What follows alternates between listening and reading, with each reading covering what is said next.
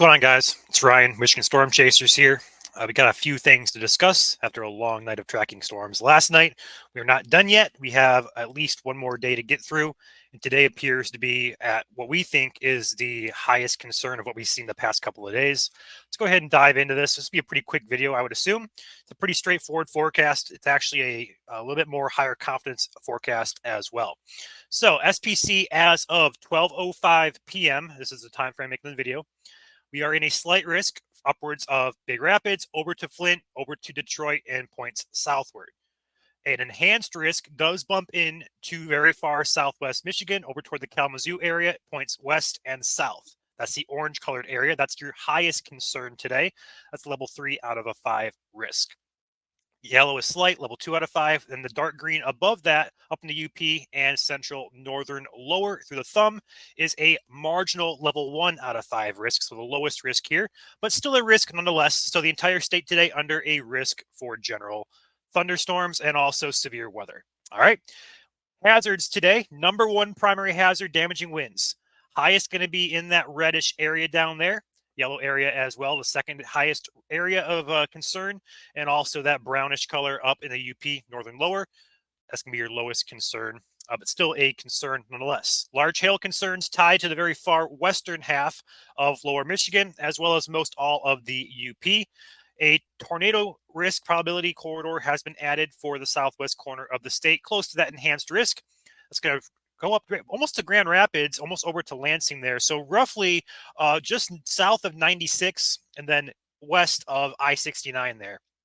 2% tornado risk. It's the lowest they can have, but still keep an eye out. We do have some ingredients coming together for perhaps a couple tornadoes tonight.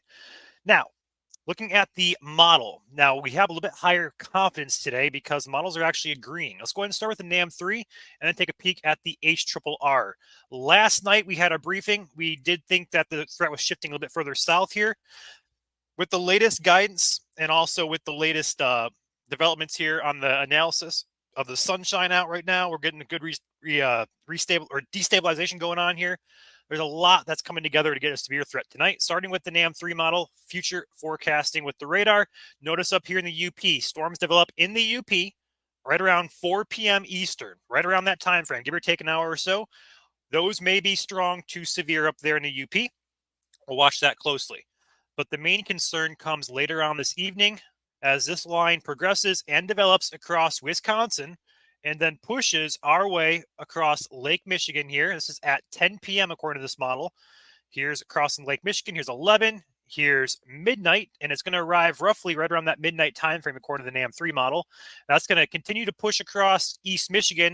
And once it does, it will begin to weaken, although it looks to be quite strong through the first couple of hours here on land here in Michigan between about midnight and 2 in the morning. It will be pretty strong. Then it starts to weaken according to this model, but does push all the way across the state with potential for gusty winds. But just keep in mind the highest risk it's shown right around Grand Rapids over to that Flint area would be the highest corridor of damaging wind potential. So UP, earlier threat, 4 p.m.-ish.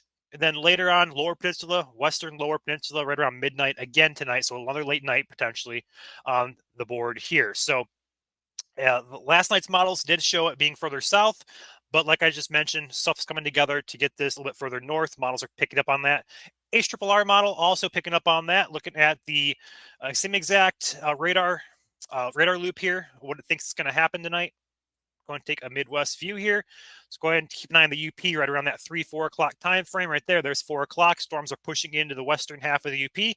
Those have potential for strong to severe storms up there. And then also that squall line does take shape across Wisconsin, Illinois, and that pushes eastward across Lake Michigan, arrives in the West Michigan right around 11 to midnight tonight. That pushes across the state as a decent squall line all the way through the east side of the state. Looking at the overlap of wind shear with instability, this is going to be your environment to support severe weather. The brighter the color, the better the environment. On the HRRR, this is at 10 p.m. Notice we have a decent environment there out ahead of that squall line that does push across the southwest corner of Michigan, but then it kind of dulls out there, but still enough there to support the maintenance of that squall line. So the general consensus here, zooming into the floater look here, and taking a look back at our radar, is that we do expect a squall line to take shape about probably late evening, right around that probably 5, 6, 7 p.m. Eastern time frame. Look to the west in Wisconsin. We'll start seeing that develop. It should organize with time, push into a line, and push across Lake Michigan, impacting portions of South Michigan, roughly around that 11 p.m. to midnight time frame. And how strong and how long lived that line is going to be is dependent on how much instability we build through the day, but also a few other things to keep in mind: cloud cover, um, mesoscale features like MCVs that we had last night, rear inflow jets. There's a lot of things we're going to watch for to see if this thing can sustain itself, because there's a chance it may not. So best case scenario here, it organizes, doesn't really get organized at all, like pushed into a line, doesn't have many features to support it. That's the best case scenario. The worst case scenario, though, is this line does form all of the mesoscale features like a rear inflow jet that could help drive this to be a damaging wind concern, as well as an MCV to help sustain some spin perhaps. Overall, be prepared. Damaging winds is your primary concern. Don't let your guard down, though, in West Michigan for a couple tornadoes possible tonight. I do think there is, excuse me. I do think there is a chance of an expansion of both the slight and the enhanced risk to be further east. That update comes in 20 minutes at 12:30 p.m. By the time you're watching this video, it may already be issued. And again at 4 p.m. and again at 9 p.m. tonight. So 3 more outlooks to go through. All updates will be posted immediately on our Facebook page if anything changes significantly. All right. With that being said, we do have a briefing scheduled sometime later this afternoon/evening.